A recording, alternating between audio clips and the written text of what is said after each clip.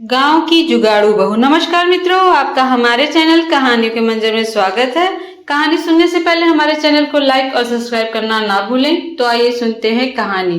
सरला, अरे मेरी जुगाड़ू बहू, घर पर एक और सिलेंडर भरा हुआ रखा था, तू उसे लगा लेती। रीना, माँ जी आप तो जानती हैं मुझे सिलेंडर लगाना आता नहीं और खाने के बीच आप लोगों को उठाना जरूरी नहीं समझा। सरला, कह तो तू बिल्कुल सही रही है। मैं तो भूल गई थी कि मेरी बहू को तो सिर्फ जुगाड़ लगाना आता है, दिमाग चलाना तो उसे आता ही नहीं। यह कहकर सरला वहां से चली जाती है।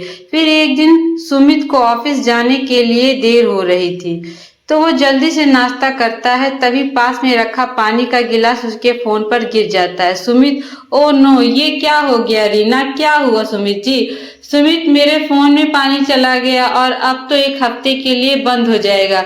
मेरी तो मीटिंग थी, साथ ही मुझे अपने क्लाइंट्स को भी कॉल करना था। कुछ समझ नहीं आ रहा है कि क्या करूं। रीना, आप चिंता मत कीजिए, मैं आपका फोन एक दिन में ठीक कर दूंगी, तब तक आप मेरा फोन इस्तेमाल कर लीजिए। सुमित, क्यों? तुम क्या एक दिन में कोई जादू करने वाली हो क्या? अच्छा, मुझे देर हो रही है, फोन दो, उसमें अपनी सिम लगा लेता हूँ। सुमित के ऑफिस जाते ही रीना उसके फोन को आटे के कनस्तर में डाल देती है। अगले दिन रीना सुमित को उसका फोन दे देती है, तो वो उसे जैसे ही फोन ऑन करता है तो वो पहले की तरह काम करना शुरू कर देता है।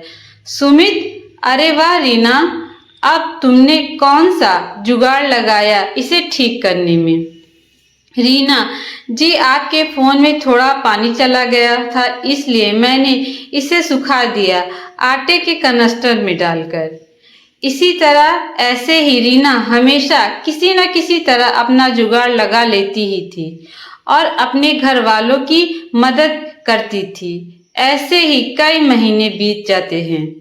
फिर एक दिन सरला मच्छरों को भगाने के लिए कछुआ छाप का धुआं सारे घर में कर देती है, जिससे कि सुमित का गला बंद हो जाता है और वो कुछ बोल नहीं पाता। रीना, सुमित जी आज संडे है, बताइए तो आज आपके लिए खाने में क्या बनाऊं? सुमित कोई जवाब नहीं देता। रीना, कब से पूछ रही हूँ, आप कुछ बोलते क्यों नहीं? इसके बाद सुमित उसे एक पेपर पर लिख कर देता है कि घर में माँ ने कछुआ छाप जलाई थी। मुझे उससे बहुत एलर्जी है, जिस वजह से मेरी आवाज बंद हो गई है और अब इसे खुलने में 3-4 दिन लग जाएंगे। रीना, क्या 3-4 दिन? आप देखिए मैं आपका गला एक दिन में कैसे ठीक कर देती हूँ। मैं काढ़ा बनाकर लाती हूँ, उसे आप दिन में 2 से 3 बार पिएंगे तो जल्दी ही ठीक हो जाएंगे। ये कहकर रीना किचन में काढ़ा बनाने चली जाती है। दूसरी तरफ सरला को याद आ जाता है कि उसके बेटे को तो इस धुएं से एलर्जी है। सरला, हे राम, आज मेरे बेटे को मेरी भूल की वजह से काढ़ा पीना पड़ेगा।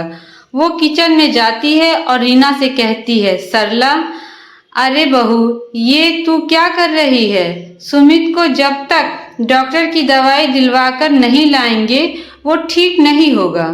तुम्हारा यह काढ़ा किसी काम का नहीं है। रीना, माँ जी, ये काढ़ा बहुत ही कमाल की चीज है। आप बस मुझे एक दिन का वक्त दो। अगर एक दिन में इनकी आवाज वापस नहीं आती तो फिर हम इन्हें डॉक्टर के पास ले जाएंगे। सरला के लाख समझाने के बावजूद भी रीना उसकी एक नहीं सुनती और अपने पति को दिन में 2-3 बार काढ़ा बनाकर पिलाती है। अगली सुबह जब सुमित सोकर उठता है तो उसकी आवाज वापस आ चुकी होती है। अरे वाह, क्या कमाल है रीना तुम्हारे जुगाड़ में। इतनी जल्दी तो मैं डॉक्टर की दवाइयों से भी ठीक नहीं हो पाता। कितनी जल्दी इस काढ़े से हो गया। सुमित, माँ, देखा तुमने रीना की जुगाड़ का कमाल? सरला, हाँ बेटा, तू सही कह रहा है, तेरी आवाज तो पहले की तरह ही ठीक हो गई है।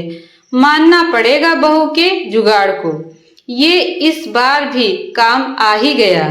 अब तो मुझे बहू के जुगाड़ पर पूरा भरोसा हो गया है। यह हमेशा सही फल ही देता है। रीना, तो मान गए ना आप लोग मेरे जुगाड़ को कि ये कोई नुकसान नहीं देता और हमेशा सही वक्त पर काम आता है। सरला, हाँ हाँ मेरी जुगाड़ू बहू, ये कहते ही सभी जोर जोर से हंसने लगते हैं।